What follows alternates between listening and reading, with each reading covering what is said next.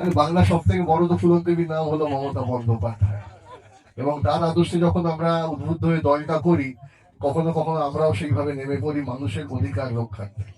বিজেপির প্রার্থী যাচ্ছেন শ্রদ্ধেয় সমরেন্দ্রনাথ বাবু, তার যারা তাকে যারা পরিবেষ্টিত করে রয়েছে তারাও বলছেন যে না, এর বাইরে থেকে এসছে, বহিরাগত। তা আমার যদি করিমপুরে বা নদিয়া জেলায় জন্ম না হয়ে থাকে, এতে কি আমার দোষ? আপনারাই বলুন। জোর গলায় মাথা উঁচু করে মেরুদণ্ড সোজা করে বলতে পারি যে কুচবিহার থেকে কাকবিভক্তি যারা আমরা তৃণমূল কংগ্রেসের সদস্য, এই পরিবারের সদস্য, কর্মী, সৈনিক, পুরো গোটা আমাদের বাংলা, তোমরা বরঞ্চ বহিরাগত। আজকে সমরেন্দ্রনাথ বাবু বলছে যে আমাকে তোমরা জিতিয়ে দাও, তোমাদের জন্য আমি রেল এনে দেব। আমি বহুবার দেখেছি আমাদের মাননীয় সংসদ তথা জেলার নেত্রী মাননীয় সভাপতি মহুয়া মৈত্র মহাশয়, যে তিনি বারংবার লোকসভায় দাঁড়িয়ে আবু তাহের খান সাহেব তারা বারংবার এই রেলের দাবি করেছেন।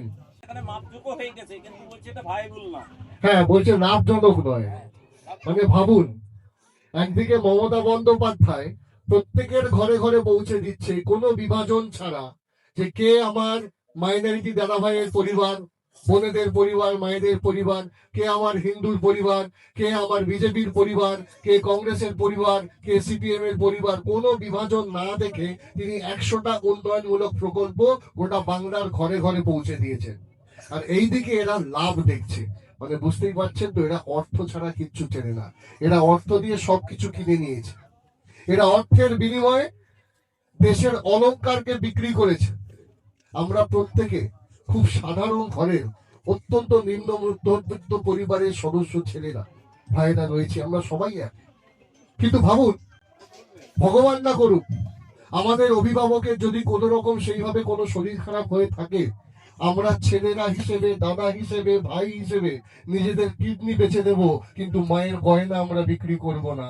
আর এই সরকার, কেন্দ্রীয় সরকার, তারা একটার পর একটা আমাদের ভারতবর্ষের অলংকার বিক্রি করে দিচ্ছে।